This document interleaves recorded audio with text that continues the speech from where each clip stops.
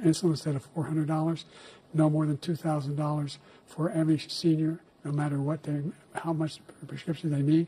You know what that did? That reduced the federal debt by $160 billion over 10 years because the government doesn't have to pay the exorbitant prices.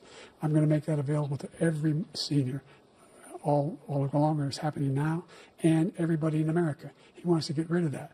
Those regulations back on. All of the things that we've done, nobody's never seen anything like. Even from a medical standpoint, right to try, where we can try space-age materials instead of going to Asia or going to the United States. Joe Biden. Folks, how are you?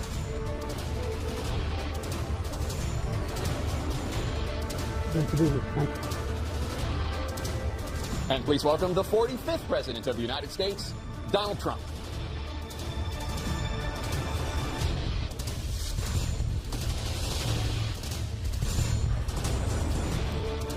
Gentlemen, thanks so much for being here. Let's begin the debate, and let's start with the issue that voters consistently say is their top concern, the economy. President Biden, inflation has slowed, but prices remain high. Since you took office, the price of essentials has increased. For example, a basket of groceries that cost $100 then now costs more than $120. And typical home prices have jumped more than 30%. What do you say to voters who feel they are worse off under your presidency than they were under President Trump? We got to take a look at what I was left when I became president, what Mr. Trump left me. We had an economy that was in free fall. The pandemic was so badly handled. Many people were dying. All he said was, it's not that serious. Just inject a little bleach into your arm. You'll be all right. The economy collapsed. There were no jobs. Unemployment rate rose to 15%. It was terrible. And so what we had to do is try to put things back together again. And that's exactly what we began to do. We created 15,000 new jobs. We brought out in the position where we have 800,000 new manufacturing jobs. But there's more to be done. There's more to be done. Working class people are still in trouble. I come from Scranton, Pennsylvania. I come from a household where the kitchen table, if the things weren't able to be met during the month, it was a problem. The price of eggs, the price of gas, the price of housing, the price of a whole range of things. That's why I'm working so hard to make sure I deal with those problems. And we're going to make sure that we reduce the price of housing. We're going to make sure we build 2 million new units. We're going to make sure we cap rents so corporate greed can't take over. The combination, what I was left with in corporate greed, is the reason why we're in this problem right now. In addition to that, we're in a situation where if you take a look at all that was done in his administration, he didn't do much at all. By the time he left, things were in chaos, literally chaos. And so we put things back together. We created, I said, those jobs. We make sure we had a situation where we brought down the price of prescription drugs, which is a major issue for many people, to $15 for an insulin shot as opposed to $400. No senior has to pay more than $200 for any drug, all the drugs they can include beginning next year. And the situation is we're going to make that available to everybody, to all Americans. So we're working to bring down the price around the kitchen table, and that's what we're going to get done. Thank you. President Trump? We had the greatest economy in the history of our country. We have never done so well. Everybody was amazed by it. Other countries were copying us. We got hit with COVID. And when we did, we spent the money necessary so we wouldn't end up in a Great Depression, the likes of which we had in 1929. By the time we finished, so we did a great job. We got a lot of credit for the economy, a lot of credit for the military, and no wars and so many other things. Everything was rocking good. But the thing we never got the credit for, and we should have, is getting us out of that COVID mess. He created mandates. That was a disaster for our country. But other than that, we had given them back a country where the stock market actually was higher than pre-COVID, and nobody thought that was even possible. The only jobs he created are for illegal immigrants and bounce-back jobs, a bounce-back from the COVID. He has not done a good job. He's done a poor job, and inflation's killing our country. It is absolutely killing us. Thank you. President Biden? Well, look, the greatest economy in the world, he's the only one who thinks that, I think. I don't know anybody else who thinks he had the greatest economy in the world. And, the fact of the matter is that we find ourselves in a situation where his economy, he rewarded the wealthy. He had the largest tax cut in American history, $2 trillion. He raised a deficit larger than any president has in any one term. He's the only president other than Herbert Hoover who's lost more jobs than he had when he began, since Herbert Hoover. The idea that he did something that was significant. And the military, when he was president, they were still killing people in Afghanistan. He didn't do anything about that. When he was president, we were still finding ourselves in a position where you had a notion that we were this safe country. The truth is, I'm the only president this century that doesn't have this decade, that doesn't have any troops dying anywhere in the world like he did. President Trump, I want to follow up if I can. Am I allowed to respond to him? Well, I'm going to ask you a follow-up. You can do whatever you want with the minute that we give you. I want to follow up. You want to impose a 10% tariff on all goods coming into the U.S. How will you ensure that that doesn't drive prices even higher? It's not going to drive them higher. It's just going to cost countries that have been ripping us off for years, like China and many others, in all fairness to China. It's going to just force them to pay us a lot of money, reduce our deficit tremendously, and give us a lot of power for other things. But he made a statement. The only thing he was right about is I gave you the largest tax cut in history. I also gave you the largest regulation cut in history. That's why we had all the jobs. And the jobs went down, and then they bounced back, and he's taking credit for bounce-back jobs. You can't do that. He also said he inherited 9% inflation. No, he inherited almost no inflation, and it stayed that way for 14 months. And then it blew up under his leadership because they spent money like a bunch of people that didn't know what they were doing, and they don't know what they were doing. It was the worst, probably the worst administration in history. There's never been. And as far as Afghanistan is concerned, I was getting out of Afghanistan, but we were getting out with dignity, with strength, with power.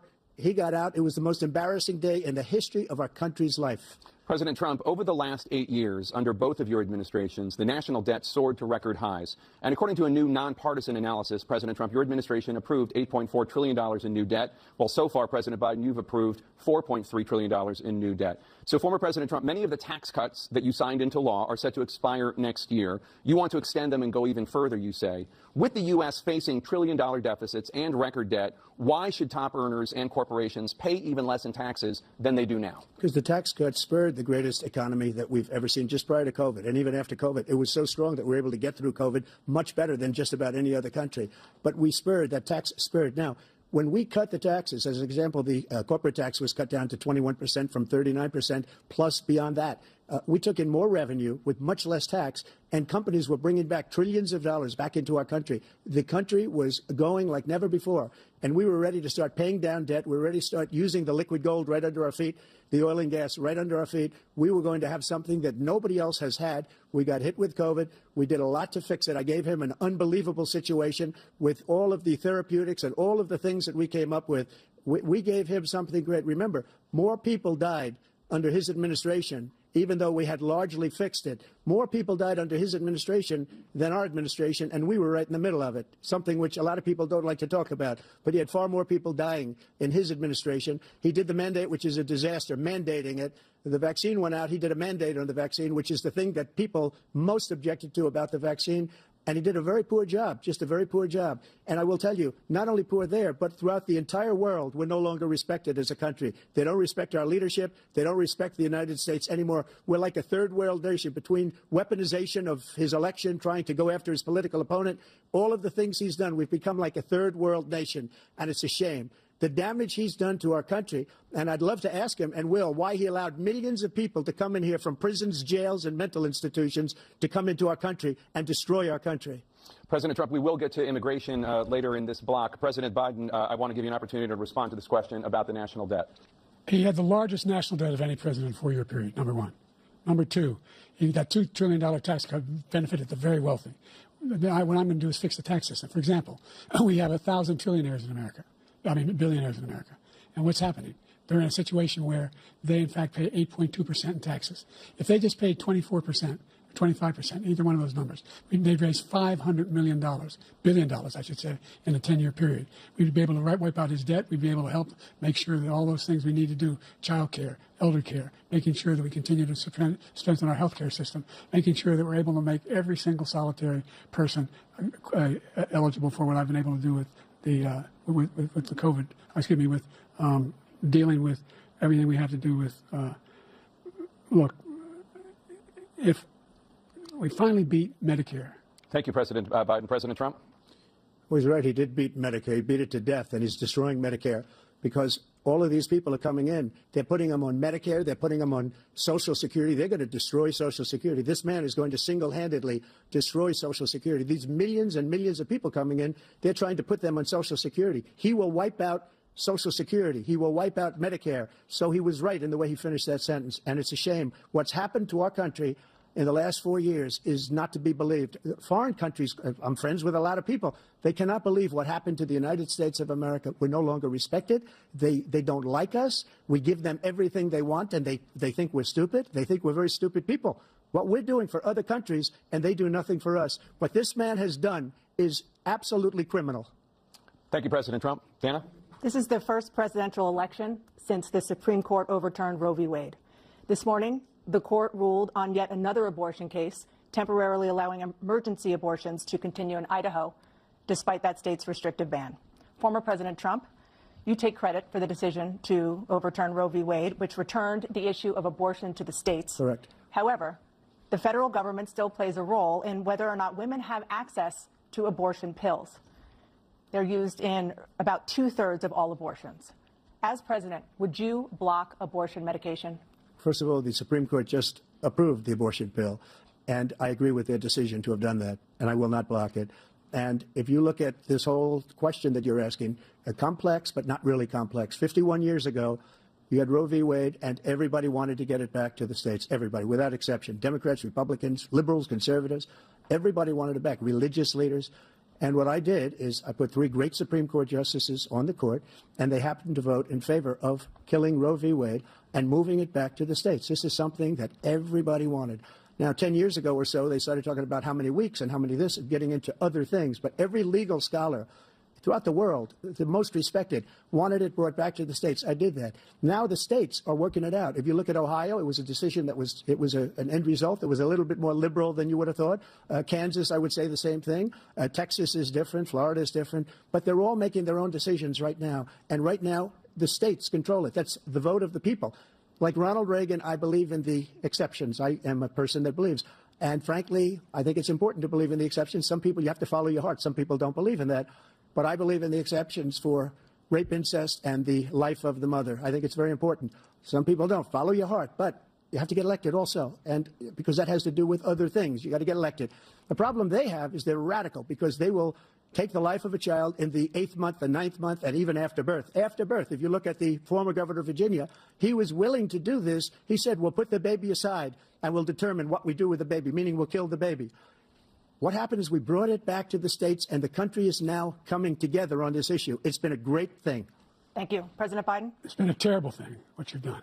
The fact is that the vast majority of constitutional scholars supported Roe when it was decided. Supported Roe. And that's this idea that they're all against it is just ridiculous.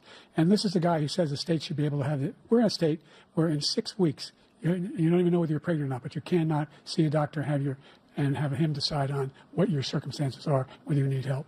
The idea that states are able to do this is a little like saying we're going to turn civil rights back to the states, let each state have a different rule.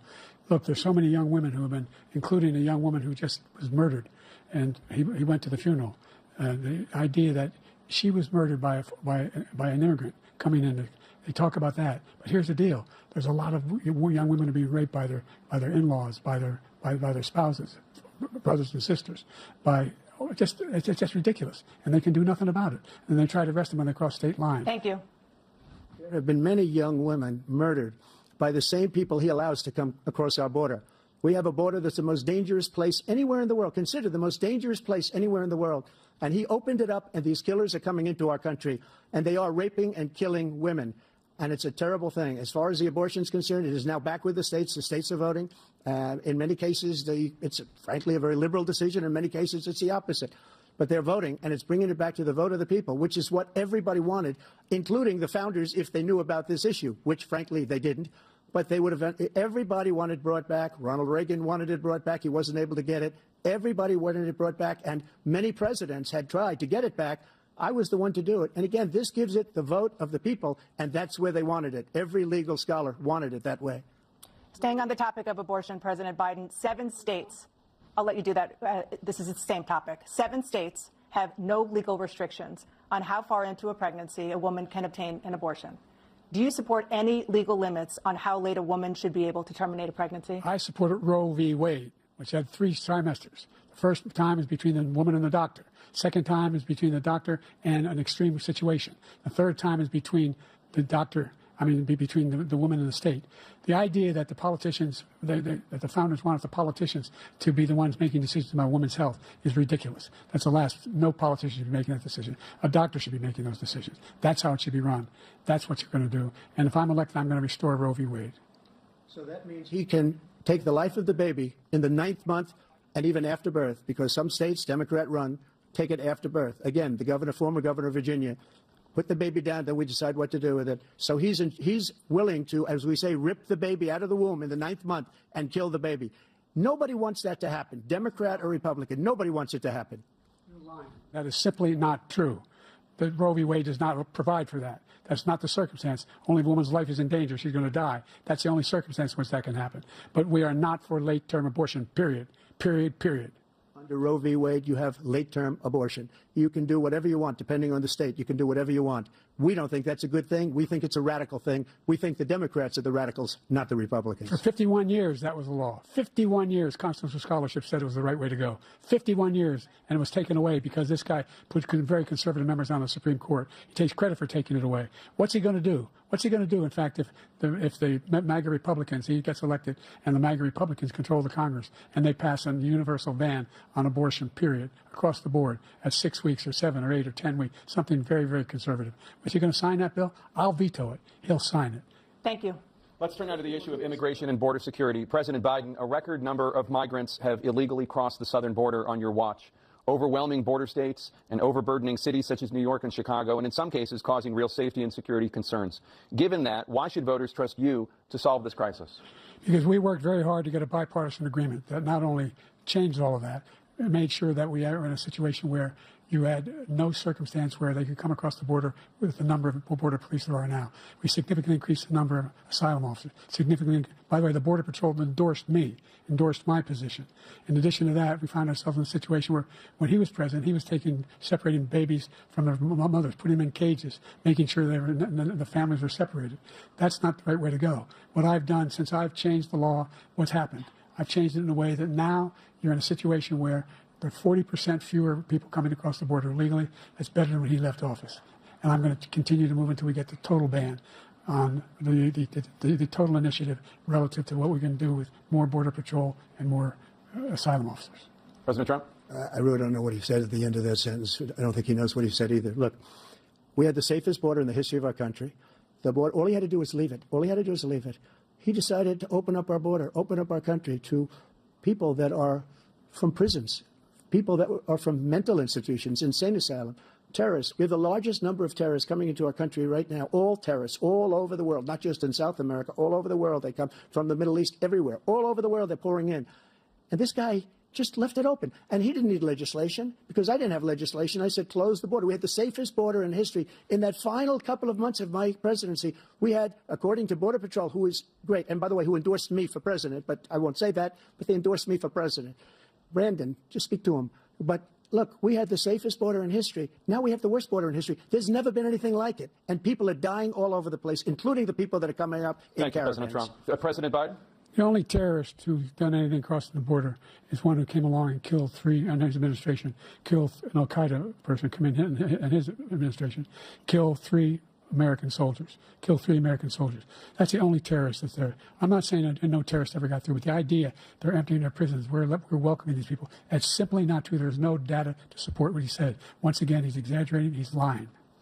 President Trump, staying on the topic of immigration, you've said that you're going to carry out, quote, the largest domestic deportation operation in American history, unquote. Does that mean that you will deport every undocumented immigrant in America, including those who have jobs, including those whose spouses are citizens, and including those who have lived here for decades? And if so, how will you do it? Just 1 second. He said we killed 3 people. The people we killed are al-Baghdadi and Soleimani, the 2 greatest terrorists, biggest terrorists anywhere in the world. And it had a huge impact on everything, not just border, on everything. He's the one that killed people with the bad water, including hundreds of thousands of people dying and also killing our citizens when they come in.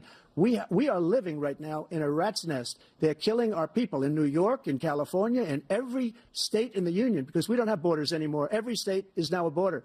And because of his ridiculous, insane, and very stupid policies, people are coming in and they're killing our citizens at a level that we've never seen. We call it migrant crime. I call it Biden migrant crime. They're killing our citizens at a level that we've never seen before. And you're reading it like these 3 incredible young girls over the last few days. One of them, I just spoke to the mother, and he just had the funeral for this girl, 12 years old. This is horrible what's taken place. What's taken place in our country, we're literally an uncivilized country now. He doesn't want it to be. He just doesn't know. He opened the borders. Nobody's ever seen anything like. And we have to get a lot of these people out, and we have to get them out fast because they're going to destroy our country. Just take a look at where they're living. They're living in luxury hotels in New York City and other places. Our veterans are on the street. They're dying because he doesn't care about our veterans. He doesn't care. He doesn't like the military at all. And he doesn't care about our veterans. Nobody been worse. I had the highest approval rating for veterans taking care of the VA He has the worst. He's gotten rid of all the things that I approved, choice that I got through Congress, all of the different things I approved, they abandoned. We had by far the highest, and now it's down in less than half because he's done all these great things that we did. And I think he did it just because I approved it, which is crazy. But he has killed so many people at our border by allowing all of these people to come in. And it's a very sad day in America. President Biden, you have the mic. Every single thing he said is a lie. Every single one. For example, veterans are a hell of a lot better off since I passed the PACT Act. 1 million of them now have insurance, and their families have it. Their families have it because what happened, whether it was Agent Orange or burn pits, they're all being covered now. And his group opposed that. We're also in a situation where we have great respect for veterans. My son spent a year in Iraq, living right next to one of those burn pits, came back with stage 4 glioblastoma. I was recently in France for D-Day, and I spoke all about those heroes that died. I went to the World War I cemetery he refused to go to. He was standing with his 4-star general, and he told me, he said, I don't want to go in there because they're a bunch of losers and suckers. My son was not a loser, was not a sucker. You're the sucker. You're the loser. President Trump? First of all, that was a made-up quote, suckers and losers. They made it up. It was in a third-rate magazine that's failing, like many of these magazines. He made that up. He put it in commercials. We've notified him. We had 19 people that said I didn't say it. And think of this. Who would say I'm at a cemetery or I'm talking about our veterans? Because nobody's taken better care. I'm so glad this came up, and he brought it up. There's nobody that's taken better care of our soldiers than I have. To think that I would, in front of generals and others, say suckers and losers. We have 19 people that said it was never said by me. It was made up by him, just like Russia was made up, just like the 51 intelligence agents are made up, just like the new thing with the 16 economists are talking. It's the same thing. 51 intelligence agents said that the laptop was Russia disinformation. It wasn't. That came from his son, Hunter. It wasn't Russia disinformation. He made up the suckers and losers, so he should apologize to me right now. 4-star general standing to your side who was on your staff who said you said it, period. That's number one. And number two, the idea that I have to apologize to you for anything along the line. We've done more for veterans than any president has in American history. And they now are their family. The only sacred obligation we have as a country is to care for our veterans when they come home and their families and equip them when they go to war. That's what we're doing. That's what the VA is doing now. They're doing more for veterans than ever before in our history. All right. Thank you so much. Let's move to the topic of foreign policy. I want to begin with Russia's war against Ukraine, which is now in its third year.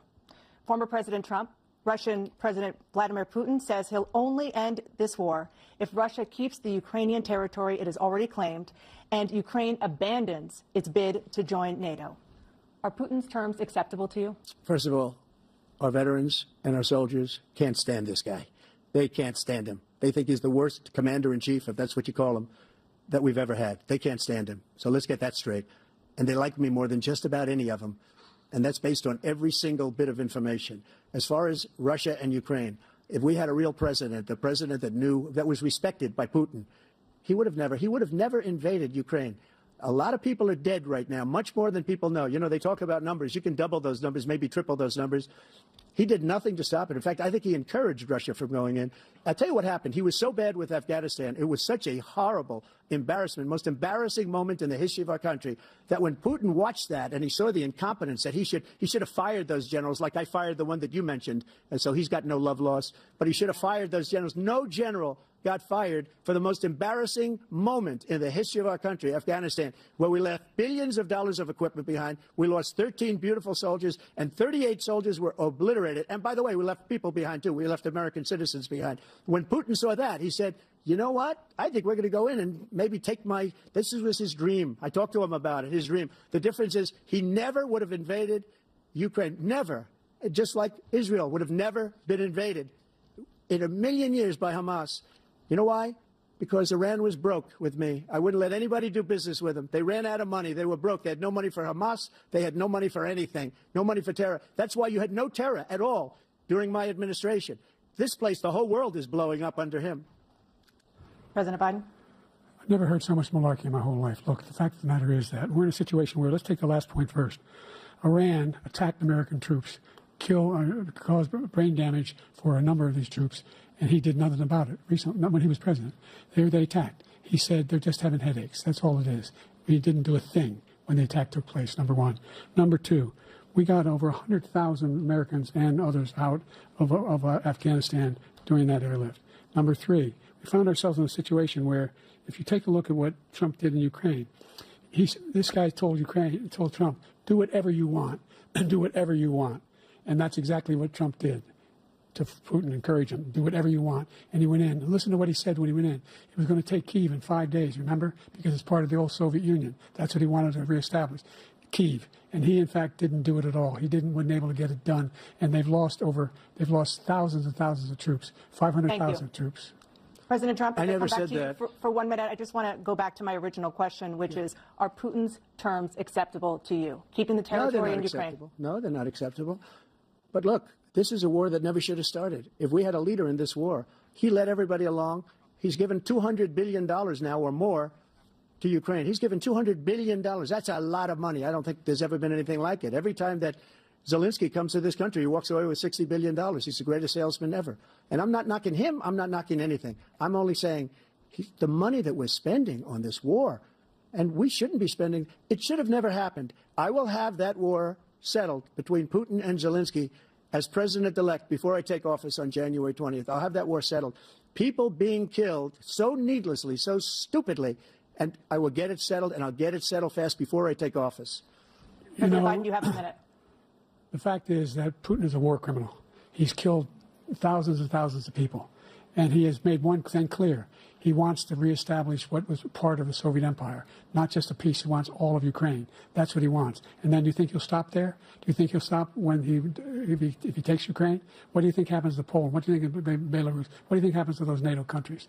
And so if you want a war, you ought to find out what he's going to do, because if in fact he does what he says and walks away, by the way, all that money we give Ukraine are from weapons we make here in the United States. We give them the weapons, not the money at this point.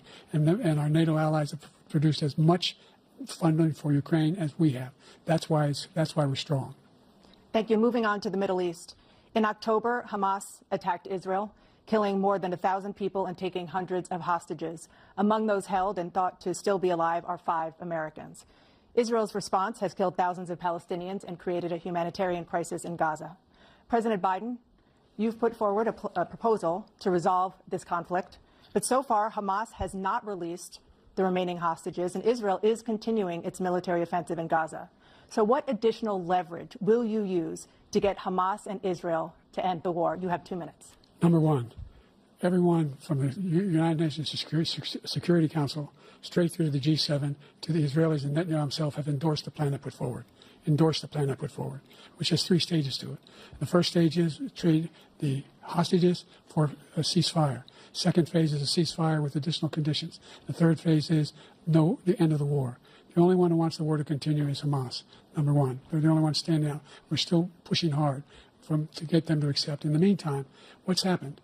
In Israel, we're finding that the only thing I've denied Israel was 2,000-pound bombs. They don't work very well in populated areas. They kill a lot of innocent people. We're providing Israel with all the weapons they need and when they need them. And by the way, I'm the guy that organized the world against Iran when they had a full-blown intercontinental ballistic missile attack on Israel. No one was hurt. No one Israeli was accidentally killed, and it just stopped. We saved Israel. We are the biggest producer of support for Israel of anyone in the world. And so there are 2 different things. Hamas cannot be allowed to continue. We continue to send our experts and our intelligence people as to how they can get Hamas like we did bin Laden. You don't have to do it. And by the way, they've been greatly weakened, Hamas, greatly weakened, and they should be. They should be eliminated. But you've got to be careful for using certain weapons among population centers. Just going back to Ukraine for 1 second. We have an ocean separating us. The European nations together have spent $100 billion or maybe more than that, less than us. Why doesn't he call them and say, you got to put up your money like I did with NATO? I got them to put up hundreds of billions of dollars. The Secretary General of NATO said Trump did the most incredible job I've ever seen. They wouldn't have any. They were going out of business. We were spending almost 100% of the money was paid by us. He didn't do that. He's getting you got to ask these people to put up the money. We're over $100 billion more spent, and it has a bigger impact on them because of location, because we have an ocean in between. You got to ask them. As far as Israel and Hamas, Israel's the one that wants to go. He said the only one who wants to keep going is Hamas. Actually, Israel is the one, and you should let him go and let him finish the job. He doesn't want to do it. He's become like a Palestinian, but they don't like him because he's a very bad Palestinian. He's a weak one. President Biden, you have a minute. I've never heard so much foolishness. This is a guy who wants to get out of NATO. You're going to stay in NATO? He's going to pull out of NATO. The idea that our strength lies in our alliances as well. It may be a big ocean, but we're ever able to avoid a war in Europe, a major war in Europe? What happens if, in fact, you have Putin continue to go into NATO? We have an Article 5 agreement. Attack on one is attack on all. You want to start the nuclear war he keeps talking about, go ahead. Let Putin go in and control Ukraine and then move on to Poland and other places. You see what happens then. He has no idea what the hell he's talking about. And by the way, I got 50 other nations around the world to support Ukraine, including Japan and South Korea, because they understand that this kind of dislocation has a serious threat to the whole world peace. No major war in Europe has ever been able to be contained just to Europe. President Trump, just to follow up, would you support the creation of an independent Palestinian state in order to achieve peace in the region? I'd have to see, but before we do that, the problem we have is that we spend all the money. So they kill us on trade. I made great trade deals with the European nations because if you add them up, they're about the same size economically. Their economy is about the same size as the United States. And they were no cars, they don't want anything that we have, but we're supposed to take their cars, their food, their everything, their agriculture. I changed that. But the big thing I changed is they don't want to pay. And the only reason that he can play games with NATO is because I got them to put up hundreds of billions of dollars. I said, and he's right about this, I said, no, I'm not going to support NATO if you don't pay. They asked me that question. Would you guard us against Russia at a very secret meeting of the 28 states at that time, nations at that time? And they said, no, if you don't pay, I won't do that. And you know what happened? Billions and billions of dollars came flowing in the next day and the next months. But now we're in the same position. We're paying everybody's bills. Let's turn to the issue of democracy. Former President Trump, I want to ask you about January 6, 2021. After you rallied your supporters that day, some of them stormed the Capitol to stop the constitutionally mandated counting of electoral votes. As president, you swore an oath to, quote, preserve, protect, and defend, unquote, the Constitution. What do you say to voters who believe that you violated that oath through your actions and inaction on January 6 and worry that you'll do it again? Well, I don't think too many believe that. And let me tell you about January 6th. On January 6th, we had a great border. Nobody coming through, very few. On January 6th, we were energy independent. On January 6th, we had the lowest taxes ever. We had the lowest regulations ever. On January 6th, we were respected all over the world. All over the world, we were respected. And then he comes in, and we're now laughed at. We're like a bunch of stupid people. But what happened to the United States' reputation under this man's leadership is horrible, including weaponization, which I'm sure at some point you'll be talking about, where he goes after his political opponent because he can't beat him fair and square. You have 80 seconds left. My question was, what do you say to those voters who believe that you violated your constitutional oath through your actions and inaction on January 6, 2021, and worry that you'll do it again? Well, I didn't say that to anybody. I said peacefully and patriotically. And Nancy Pelosi, if you just watched the news from 2 days ago, on tape to her daughter, who's a documentary filmmaker, they say, but she's saying, oh, no, it's my responsibility. I was responsible for this. Because I offered her 10,000 soldiers or National Guard, and she turned them down. And the mayor of in writing, by the way, the mayor, in writing, turned it down, the mayor of D.C. They turned it down. I offered 10,000 because I could see. I had virtually nothing to do. They asked me to go make a speech. I could see what was happening. Everybody was saying they're going to be there on January 6th. They're going to be there. And I said, you know what? There's a lot of people coming. You could feel it. You could feel it, too, and you could feel it. And I said, they ought to have some National Guard or whatever. And I offered it to her. And she now admits that she turned it down. And it was the same day she was, I don't know, she can't be very happy with her daughter because it made her into a liar. She said, I take full responsibility for January 6th. President Biden? Look, he encouraged those folks to go up to Capitol Hill, number one. I sat in that dining room off the Oval Office. He sat there for 3 hours watching, begging, being begged by his vice president and a number of his colleagues on the Republican side as well to do something, to call for a stop, to end it. Instead, they talked about these people being patriots and great patrons of America. In fact, he says he'll now forgive them for what they've done. They've been convicted. He says he wants to commute their sentences and say that no. But he went to every single court in the nation. I don't know how many cases, scores of cases, including the Supreme Court. And they said, no, this guy is responsible for doing what was done. He did do a damn thing, and these people should be in jail, and they should be the ones who are being held accountable. And he wants to let them all out. And now he says if he loses again, such a whiner that he is, that it could be a bloodbath. Thank you, President Biden. President Trump? What they've done to some people that are so innocent, you ought to be ashamed of yourself. What you have done, how you've destroyed the lives of so many people. When they ripped down Portland, when they ripped down many other cities, you go to Minnesota, Minneapolis, what they've done there with the fires all over the city. If I didn't bring in the National Guard, that city would have been destroyed. When you look at all of they took over big chunks of Seattle. I was all set to bring in the National Guard. They heard that. They saw them coming, and they left immediately. what he said about this whole subject is so off. Peacefully patriotic. One other thing, the Unselect Committee, which is basically two horrible Republicans that are all gone now, out of office, and Democrats, all Democrats, they destroyed and deleted all of the information they found because they found out we were right. We were right. And they deleted and destroyed all of the information. They should go to jail for that. If a Republican did that, they'd go to jail. Thank you, President Trump. President Biden, I want to give you a minute. The only person on this stage is a convicted felon is the man I'm looking at right now. And the fact of the matter is, what he's telling you is simply not true. The fact is that there was no effort on his part to stop what was going on up in Capitol Hill. And all those people, every one of those who were convicted, just turned over desks, turned them over statues. The idea that those people are patriots, come on. When I asked him about the first two debates we had, the debates we had first time around, I said, will you denounce the Proud Boys? He said, no, I'll tell them to stand by. The idea he's refusing, will you denounce these guys? Will you denounce the people we're talking about now? Will you denounce the people who attacked that Capitol? What are you going to do? I'm going to give you a minute, President Trump, for a follow-up question I have. After a jury convicted you of 34 felonies last month, you said if reelected, you would, quote, have every right to go after, unquote, your political opponents. You just talked about members of the Select Committee on January 6th going to jail. Your main political opponent is standing on stage with you tonight. Can you clarify exactly what it means about you feeling you have every right to go after your political opponents? Well, I said my retribution is going to be success. We're going to make this country successful again, because right now it's a failing nation. My retribution is going to be success. But when he talks about a convicted felon, his son is a convicted felon at a very high level. His son is convicted, going to be convicted probably numerous other times. Should have been convicted before, but his Justice Department let the statute of limitations lapse on the most important things. But he could be a convicted felon as soon as he gets out of office. Joe could be a convicted felon with all of the things that he's done. He's done horrible things. All of the death caused at the border, telling the Ukrainian people that we're going to want $1 billion or you change the prosecutor. Otherwise, you're not getting $1 billion. If I ever said that, that's quid pro quo. That we're not going to do anything. We're not going to give you $1 billion unless you change your prosecutor having to do with the son. This man is a criminal. This man, you're lucky. You're lucky. I did nothing wrong. We'd have a system that was rigged and disgusting. I did nothing wrong. Thank you, President Trump. President Biden, you have said, I'm coming right to you, sir. Well, you want to respond? Go ahead. I'll give you a minute to respond. The idea that I did anything wrong relative to what you're talking about is outrageous. It's simply a lie, number one. Number two, the idea that you have a right to seek retribution against any American just because you're president is wrong. It's simply wrong. No president's ever spoken like that before.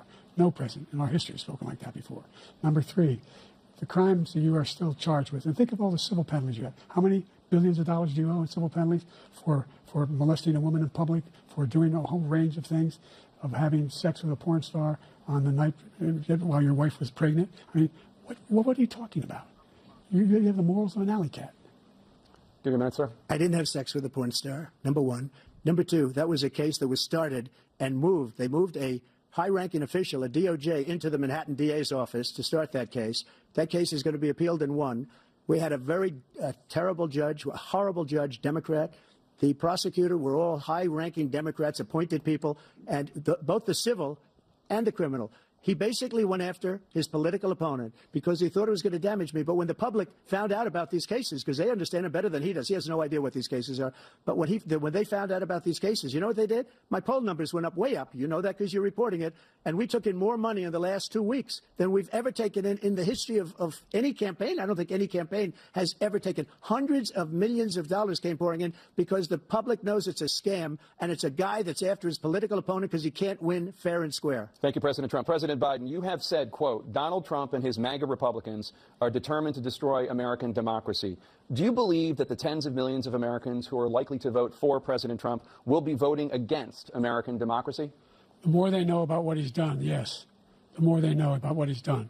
And there's a lot more coming. He's got a lot of cases down the road coming around. He's got a whole range of issues he has to face. I don't know what the juries will do, but I do know he has a real problem.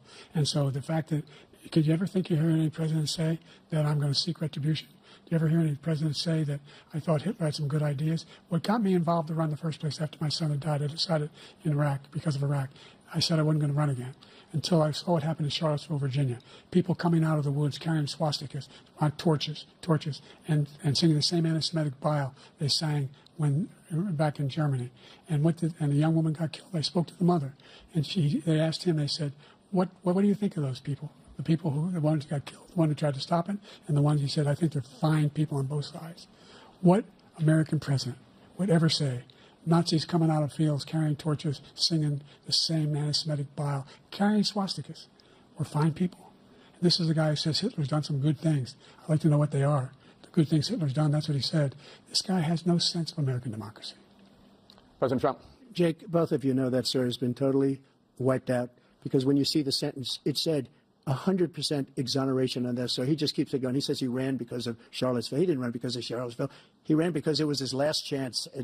He's not equipped to be president. You know it, and I know it. It's ridiculous. We have a debate. We're trying to justify his presidency. His presidency, he's without question, the worst president, the worst presidency in the history of our country. We shouldn't be having a debate about it. There's nothing to debate. He made up the Charlottesville story, and you'll see it's debunked all over the place. Every anchor every reasonable anchor has debunked it. And just the other day it came out where it was fully debunked. It's a nonsense story. He knows that, and he didn't run because of Charlottesville. He used that as an excuse to run. President Biden. And debunked. It happened.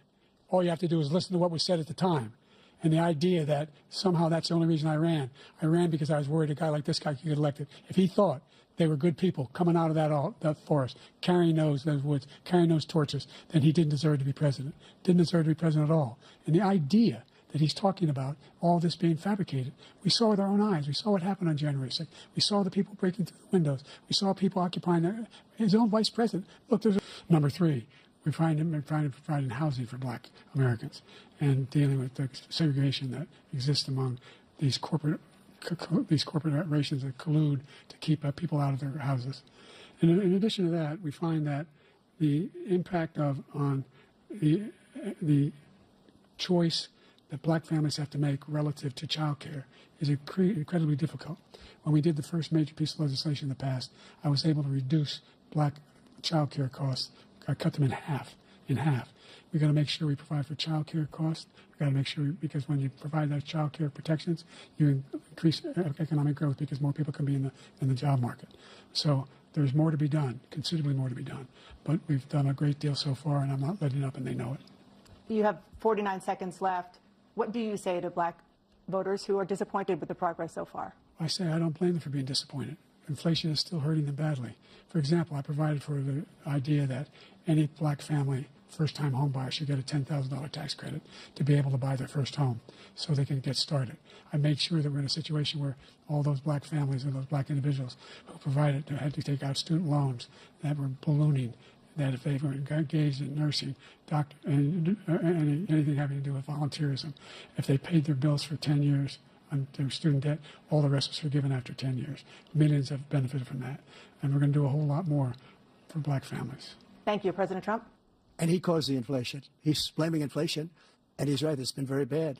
He caused the inflation, and it's killing black families and Hispanic families and just about everybody. It's killing people. They can't buy groceries anymore. They can't. You look at the cost of food where it's doubled and tripled and quadrupled. They can't live. They're not living anymore.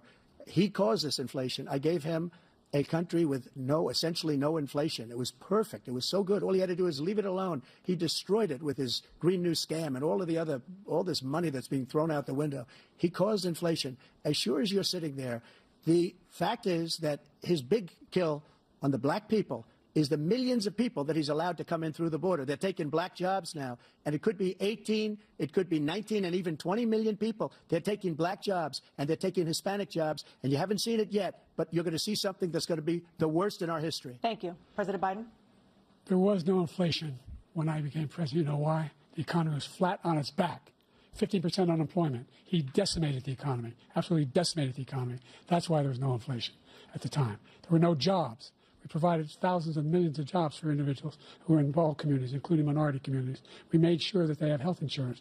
We have covered, if the ACA has increased, I made sure that they're $8,000 per person in a family to get written off for health care. But this guy wants to eliminate that. They tried 50 times. He wants to get rid of the ACA again, and they're going to try again if they win. You find ourselves in a position where the idea that we're not doing any, we put more police on the street than any administration has. He wants to cut the cops. We're providing for equity and making sure people have a shot to make it.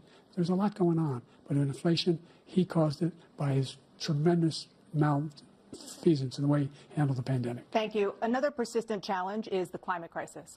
2023 was the hottest year in recorded history, and communities across the country are confronting the devastating effects of extreme heat, intensifying wildfires, stronger hurricanes, and rising sea levels. Former President Trump, you've vowed to end your opponent's climate initiatives, but will you take any action as president to slow the climate crisis? Well, let me just go back to what he said about the police, how close the police are to him. Almost every police group in the nation from every state is supporting Donald J. Trump, almost every police group. And what he's done to the black population is horrible, including the fact that for 10 years he called them super predators. We can't, in the 1990s, we can't forget that. Super predators was his name, and he called it to them for 10, and they've taken great offense at it, and now they see it happening. But when they see what I did for criminal justice reform and for the historically black colleges and universities, where I funded them and got them all funded, and the opportunity zones with Tim, as you know, Tim Scott was incredible. He did a great job, great senator from South Carolina. He came to me with the idea, and it was a great idea. It's one of the most successful economic development acts ever in the country, opportunity zones. And the biggest beneficiary are blacks. And that's why we have the best numbers with them in maybe ever. They're saying ever. I read this morning where ever, the best numbers. He's lost much of the black population because he's done a horrible job for black people. He's also done a horrible job for Hispanics. But wait till you see these millions of people pouring into our country, and they're going to take the jobs, and it's already started, and you haven't seen anything yet. It's a disaster. You have 38 seconds left. President Trump, will you take any action as president to slow the climate crisis? So I want absolutely immaculate clean water, and I want absolutely clean air, and we had it. We had H2O. We had the best numbers ever, and we were using all forms of energy, all forms, everything. And yet, during my 4 years, I had the best environmental numbers ever. And my top environmental people gave me that statistic just before I walked on the stage, actually. I don't know where the hell he's been. The idea that anything he said is true. I've passed the most extensive climate change legislation in history. We find ourselves, and by the way, black colleges. I came up with $15 billion for HBCUs, historic black universities and colleges, because they don't have the kind of contributors that they have to build these laboratories and the like. Any black student is capable in college of doing any white student can do. They just have the money, but now they'll be able to get those jobs in high tech. We're in a situation where the idea that he is claiming to have done something that had the cleanest water, he hadn't done a damn thing for the environment. He pulled out of the Paris Peace Accord, Climate Accord. I immediately joined it because if we reach 1.5 degrees Celsius at any one point, there's no way back. The only existential threat to humanity is climate change, and he didn't do a damn thing about it. He wants to undo all that I've done. The Paris Accord was going to cost us $1 trillion, and China nothing, and Russia nothing, and India nothing. It was a ripoff of the United States. And I ended it because I didn't want to waste that money because they treat us horribly. We were the only ones. It was costing us money. Nobody else was paying into it. And it was a disaster. But everything that he said just now, I'll give you an example. I heard him say before insulin. I'm the one that got the insulin down for the seniors. I took care of the seniors. What he's doing is destroying all of our medical programs because the migrants coming in, they want everybody. And look, I have the biggest heart on the stage. I guarantee you that. And I want to take care of people. But we're destroying our country. They're taking over our schools, our hospitals, and they're going to be taking over Social Security. He is destroying Social Security, Medicare, and Medicaid. The idea is that we, in fact, we were the only ones of consequence who were not members of the Paris Accord. How can we do anything if we're not able to, the United States can't get this under control? One of the largest polluters in the world, number one. We're making significant progress. By 2035, we will have cut pollution in half. We have made significant progress, and we're continuing to make progress. We set up a climate corps for thousands of young people who will learn how to deal with climate, just like the Peace Corps. And we're moving in directions that are going to significantly change the elements of cause of pollution. But the idea that he claims that he has the biggest heart up here and he's really concerned about pollution and about climate, I've not seen any indication of that. And by the way, with regard to prescription drugs, one company agreed that they would reduce the price to $35, which I was calling for, one, voluntarily. I made sure every company in the world, every pharmaceutical company, cannot have to pay. Thank you. And by the way, so every day, millions of Americans struggle just to make ends meet. For many older Americans, Social Security provides a critical lifeline. President Biden, if nothing is done to Social Security, seniors will see their benefits cut in just over 10 years. Will you name tonight one specific step that you're willing to take to keep Social Security solvent? yes, make the very wealthy begin to pay their fair share.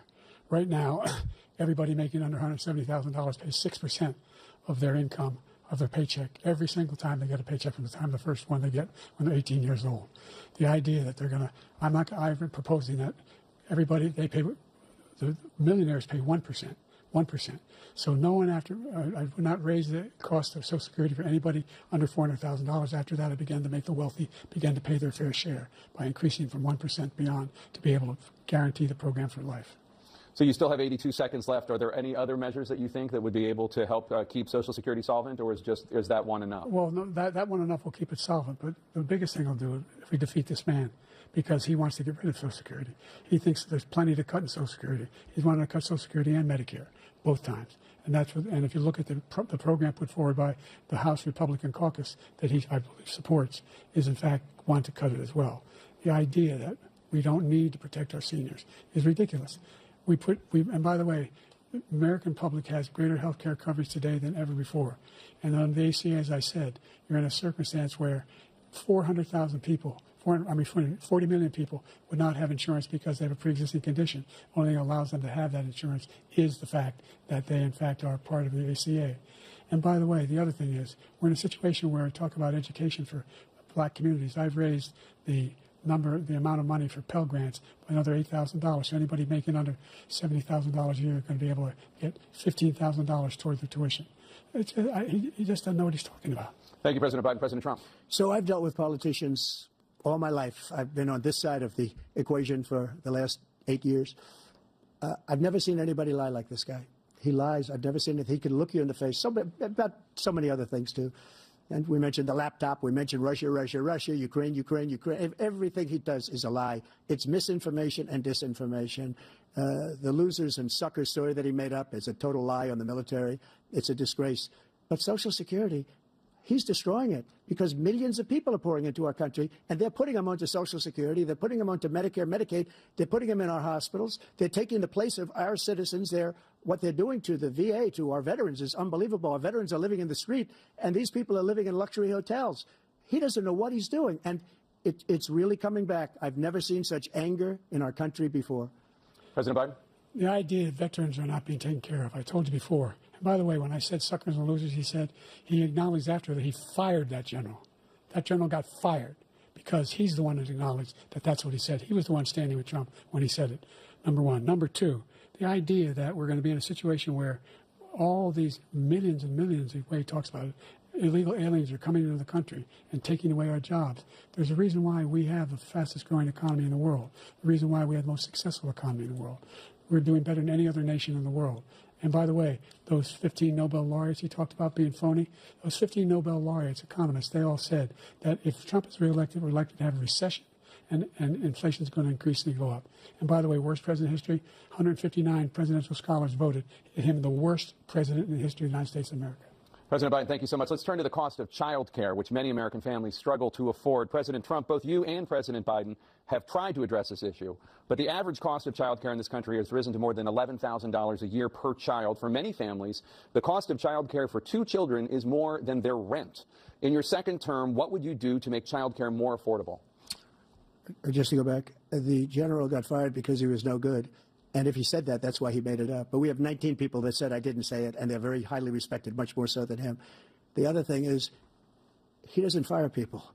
He never fired people. I've never seen him fire anybody. I did fire a lot. I fired Comey because he was no good. I fired a lot of the top people at the FBI, drained the swamp. They were no good. Not easy to fire people. You'd pay a price for it, but they were no good. I inherited these people. I didn't put them there. I didn't put Comey there. He was no good.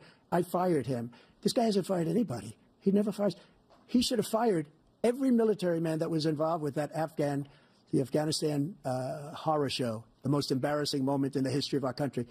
He didn't fire. Did you fire anybody? Did you fire anybody that's on the border, that's allowed us to have the worst border in the history of the world? Did anybody get fired for allowing 18 million people, many from prisons, many from mental institutions? Did you fire anybody that allowed our country to be destroyed? Joe, our country is being destroyed as you and I sit up here and waste a lot of time on this debate. This shouldn't be a debate. He is the worst president. He just said about me because I said it. But look, he's the worst president in the history of our country. He's destroyed our country. Now all of a sudden he's trying to get a little tough on the border. He came out with a nothing deal, and it reduced it a little bit, like this much. It's insignificant. He wants open borders. He wants our country to either be destroyed or he wants to pick up those people as voters.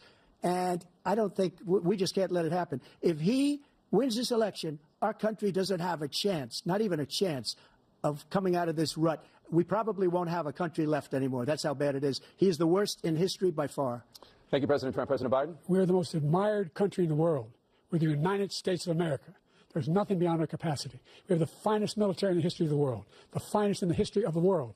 No one thinks we're weak. No one wants to screw around with us. Nobody, number one. Number two, the idea that we're talking about worst presidents. I wasn't joking. Look it up or go online.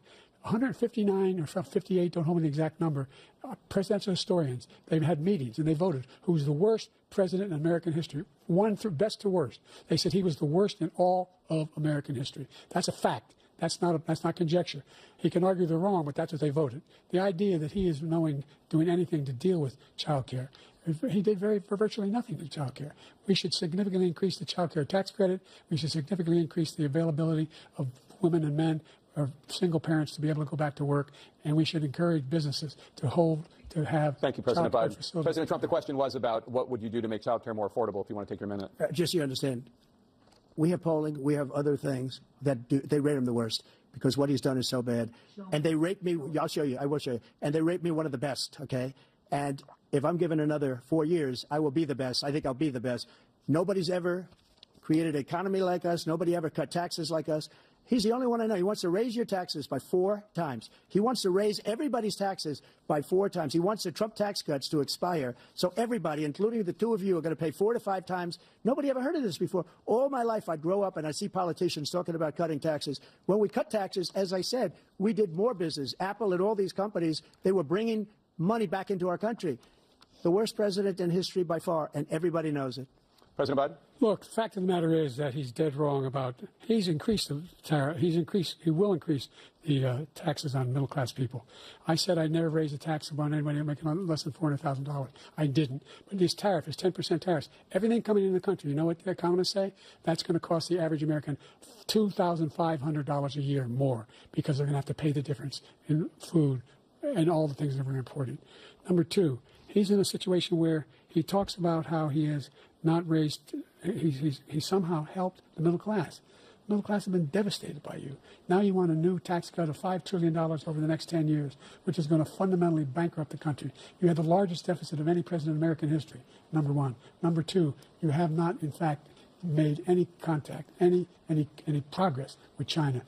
We are at the lowest trade deficit with China since 2010. Thank you, President Biden. Thank you, President Biden. Let's discuss an epidemic impacting millions of Americans that both of you have made a top priority in your first term, the opioid crisis. And for both of you, the number of overdose deaths in this country has gone up. Under your term, it went up. Under your term, it has gone up.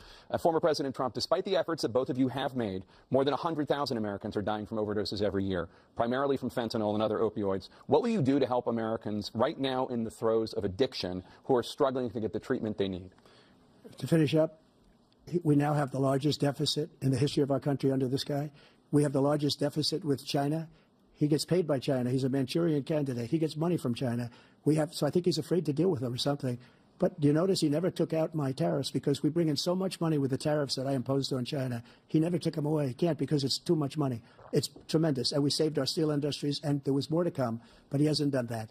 But he hasn't cut the tariffs because he can't, because it's too much money. But he's got the largest deficit in the history of our country, and he's got the worst situation with China. China's going to own us if you keep allowing them to do what they're doing to us as a country. They are killing us as a country, Joe, and you can't let that happen. You're destroying our country. So, President Trump, you have 67 seconds left. The question was, what are you going to do to help Americans in the throes of addiction right now who are struggling to get the treatment they need? Jake, we were doing very well at addiction until the COVID came along. We had the 2.5, almost 3 years of like nobody's ever had before, any country, in every way.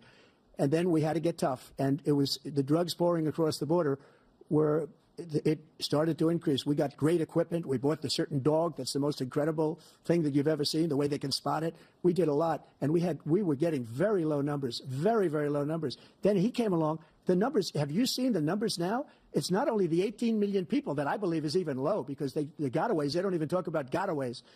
But the numbers of the amount of drugs and human trafficking in women coming across our border, the worst thing I've ever seen. at numbers that nobody's ever seen under him because the border's so bad. But the number of drugs coming across our border now is the largest we've ever had by far. President Trump, thank you. President Biden? Fentanyl and the byproducts of fentanyl went down for a while. And I wanted to make sure we use the machinery that can detect fentanyl, these big machines that roll over everything that comes across the border. And it costs a lot of money. That was part of this deal we put together, this bipartisan deal. More fentanyl machines, more be able to detect drugs, more numbers of agents, more numbers of all the people at the border. And when we had that deal done, he called his Republican colleagues and said, don't do it. It's going to hurt me politically. No, he never argued it's not a good bill. It's a really good bill. We need those machines. We need those machines. And we're coming down very hard in every country in Asia in terms of precursors for fentanyl. And Mexico is working with us to make sure they don't have the technology to be able to put it together. That's what we have to do. We need those machines. Thank you, President Biden. President Trump, and again, the question is about Americans in the throes of addiction right now struggling to get the treatment they need. Well, this does pertain to it. He ended Remain in Mexico. He ended catch and release. I made it catch and release in Mexico, not catch and release here. We had so many things that we had done, hard negotiations with Mexico, and I got it all for nothing. It's just like when you have a hostage. We always pay $6 billion for a hostage. Every time we say it's a hostage. Now we have a hostage, a Wall Street Journal reporter, I think a good guy, and he's over there because Putin is laughing at this guy, probably asking for billions of dollars.